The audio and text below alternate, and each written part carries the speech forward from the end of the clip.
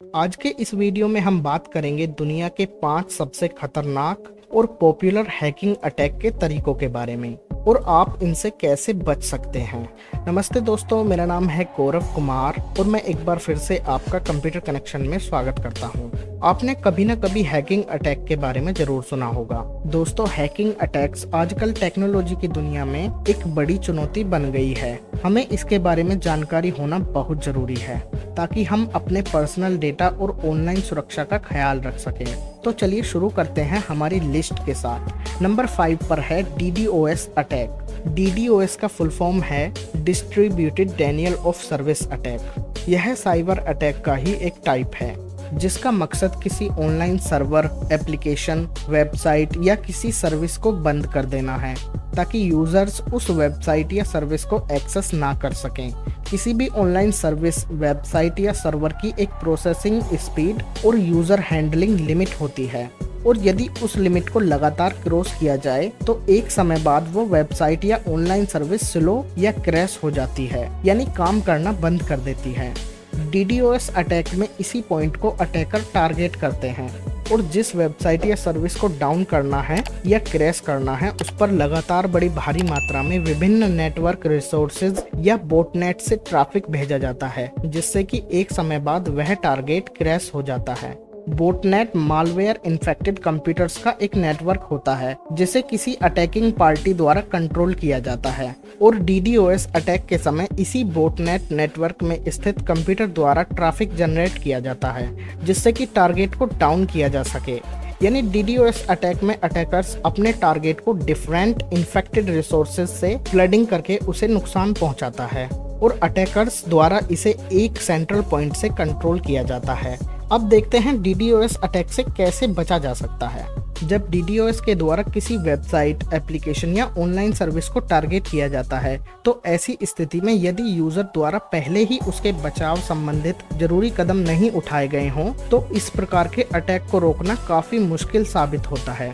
तो ऐसे में आपका सिक्योरिटी असेसमेंट करना काफी जरूरी हो जाता है ताकि ऐसी स्थिति होने पर आप इसे रोक सकें या आपका कम से कम नुकसान हो। इस प्रकार के अटैक से बचने के लिए सबसे पहला और महत्वपूर्ण कदम यह है कि अपने डेटा को दूसरे सुरक्षित स्थान पर भी रखें ताकि किसी प्रकार की आवश्यकता पड़ने पर आप उसका दूसरे माध्यम से भी यूज कर सकें। यदि बिजनेस की नज़र से देखा जाए तो आप नेटवर्क सिक्योरिटी टूल्स का यूज करें जैसे VPN, anti spam, firewall, content filtering, load balancing etcetera और साथ ही वेब सर्वर या प्लेटफॉर्म से जुड़े सभी सॉफ्टवेयर और पैचेस अपडेट रहने चाहिए ताकि अधिक सिक्योरिटी लेयर्स के एक साथ उपयोग से DDoS अटैक को रोका जा सके। Number 4, phishing attack. Phishing attack cyber attackers द्वारा अपनाया जाने वाला वह अटैक है जिसका मुख्य मकसद यूजर की पर्सनल कॉन्फिडेंशियल इंफॉर्मेशन जैसे क्रेडिट कार्ड या debit card information, login credential आदि को चुराना और उनका गलत इस्तेमाल करना होता है। आपने सुना होगा आमतौर पर सभी साइबर क्रिमिनल्स का उद्देश्य यूजर को नुकसान पहुंचाना, यूजर का डेटा चुराना और मुनाफा कमाना होता है। लेकिन एक बात जो इस साइबर क्राइम को अलग करती है वो है इसमें अटैक का तरीका। तो फिशिंग अटैक एक प्रकार की टेक्निक होती है जिसमें साइबर क्रिमिनल्स इंटरनेट यूजर्स को एक ट्रस्टेड सोर्स बनकर फेक टेक्स्ट मैसेज या ईमेल सेंड करता है, जैसे कि यूजर के बैंक के नाम पर, किसी कंपनी के नाम पर, Amazon कूपन्स के नाम पर या किसी लॉटरी आदि के नाम पर। यानी कुछ इस प्रकार का लिंक या ईमेल जिसमें यूजर को भरोसा हो सके और यूजर उस ईमेल पर ट्रस्ट कर लेता है और उसे जेन्युइन समझ लेता है।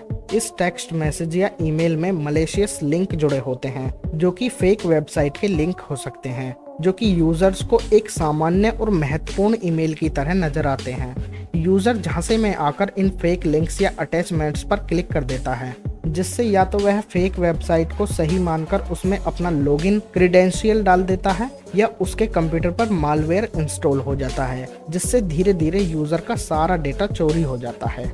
यूजर को इसका भयानक result unauthorised purchase, online fund की चोरी या आइडेंटिटी थीफ्ट के रूप में भुगतना पड़ सकता है।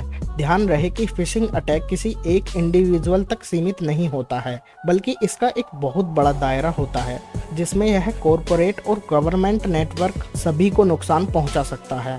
फिशिंग अटैक से कैसे बच सकते हैं, चलिए देख लेते हैं।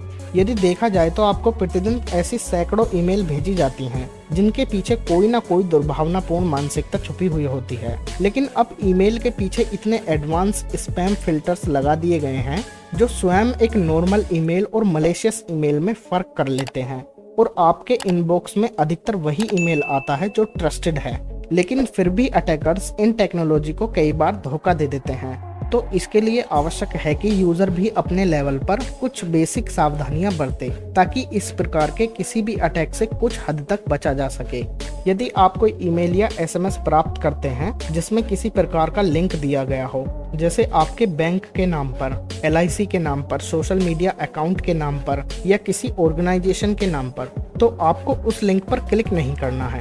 इससे बेहतर होगा कि आप सीधे इंटरनेट ब्राउजर पर जाकर एड्रेस टाइप करें और वहां से उसे खोलें।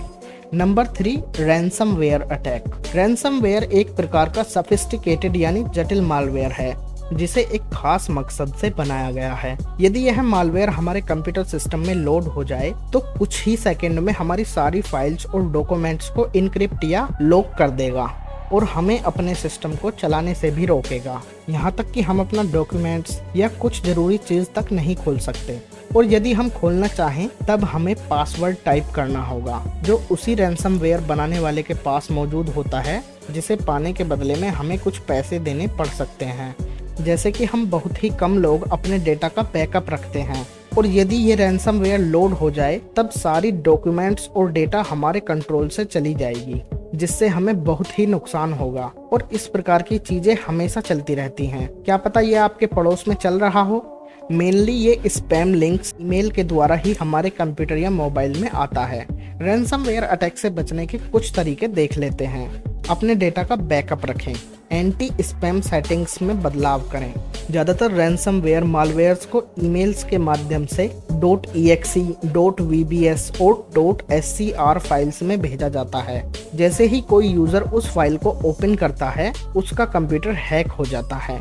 बेकार की फाइल्स को ईमेल में ओपन ना करें। अपने कंप्यूटर के जरूरी सॉफ्टवेयर्स को अपडेट करते रहें, और अगर आपको लगे आपके कंप्यूटर के साथ कुछ चीज़ें हैक हो रही हैं या कुछ अननोन एरर मैसेजेस आ रहे हैं तो अपने कंप्यूटर के इंटरनेट सर्विस को डिस्कनेक्ट कर दें और कंप्यूटर को बंद कर दें। नंबर 2, MITM यानी man in the middle attack. इसमें अटैकर्स दो पार्टी के बीच में एक कम्युनिकेशन को प्रकट करता है। ये पार्टियां दो यूजर्स या एक यूजर और एक एप्लीकेशन या एक सिस्टम के बीच हो सकती हैं। अटैकर खुद को दो ऑर्गेनाइजेशन में एक के रूप में रिप्रेजेंट करता है, जिससे यह प्रतीत होता है कि दोनों वैलिड साइड एक दूसरे के साथ कन्वर्सेशन कर रहे हैं। अटैकर्स दोनों के बीच में कम्युनिकेशन को ट्रैक करता है। इस प्रकार दोनों साइड के बीच में शेयर की गई सारी जानकारी का एक्सेस ले लिया जाता है। ऐसे अटैक का लक्ष्य विक्टिम से व्यक्तिगत और संवेदनशील जानकारी प्राप्त करना है, जिसमें आमतौर पर बैंकिंग और फाइनेंस रिलेटेड इंफॉर्मेशन शामिल होती है। इस तरह के हमलों से बचने के लिए सुनिश्चित करें कि आप एक सुरक्षित इंटरनेट कनेक्शन से जुड़े हैं। HTTPS प्रोटोकॉल वाली वेबसाइट पर ही जाएं, जो किसी भी तरह के स्पूफिंग हमलों से बचाने के लिए विभिन्न इंक्रिप्शन लेवल का यूज करता है। Number 1, zero day exploit. Zero day exploit एक प्रकार का मलेशियस कंप्यूटर अटैक होता है जो उसी दिन होता है जब सॉफ्टवेयर में वल्नरेबिलिटी का पता चलता है। उस समय इसके निर्माता से फिक्स प्रोवाइड होने से पहले इसको हैक किया जाता है। इसका मतलब है कि सिक्योरिटी इशू के बारे में उसी दिन मालूम पड़ता है जिस दिन की कंप्यूटर अटैक को रिलीज किया गया होता है। दूसरे शब्दों में कहें तो सिक्योरिटी ब्रीच के लिए खुद को रिप्रेजेंट करने के लिए सॉफ्टवेयर डेवलपर के पास 0 डेज होते हैं, और इसके लिए उन्हें जल्द से जल्द पैच या अपडेट डेवलप करना होता है जो कि उनके इस परेशानी को फिक्स कर सके। जीरो डे एक्सप्लॉइट्स में शामिल होते हैं वायरसेस, ट्रोजन हॉर्सेस, वॉर्म्स या कोई दूसरे मलेशियस कोड जो कि एक सॉफ्टवेयर प्रोग्राम के भीतर ही रन करते हैं। वैसे तो ज्यादातर प्रोग्राम्स अनऑथराइज्ड कोड को एग्जीक्यूट होने के लिए अलाउ नहीं करते हैं, लेकिन वहीं हैकर्स कई बार फाइल्स क्रिएट कर लेते हैं जो कि प्रोग्राम को ऐसे रेस्पेक्टिव फंक्शंस को परफॉर्म करने के लिए बाउंड कर देता है जो कि कोई डेवलपर नहीं चाहता कि हो। प्रोग्राम्स जैसे कि वेब ब्राउजर्स और मीडिया प्लेयर्स को हैकर्स के द्वारा ज्यादातर समय टारगेट किया जाता है, क्योंकि वो आसानी से फाइल्स इंटरनेट से प्राप्त कर सकते हैं और उनके पास सिस्टम फंक्शंस का एक्सेस होता है। वैसे ज्यादातर जीरो डे एक्सप्लॉइट्स आपके सिस्टम को ज्यादा सीरियस डैमेज पैदा नहीं करते हैं, लेकिन कुछ फाइल को आसानी से करप्ट या डिलीट कर देते हैं, क्योंकि सिक्योरिटी होल के बारे में उसी दिन पता चलता है जिस दिन की अटैक को रिलीज किया गया हो। इसलिए जीरो डे एक्सप्लॉइट्स को दूर रखना काफी कठिन होता है, चाहे इसके लिए आप अपने सिस्टम में पहले से एंटीवायरस सॉफ्टवेयर ही क्यों ना इंस्टॉल किया हो। इसलिए भलाई इसी में है कि हमेशा आपको अपने डेटा का किसी एक्सटर्नल डिवाइस या क्लाउड सर्वर पर बैकअप रखना चाहिए, जिससे आपको बाद में आपका डेटा डिस्ट्रॉय हो जाने पर भी परेशानी ना हो। तो ये थी हमारी लिस्ट दुनिया के टॉप 5 हैकिंग अटैक्स की।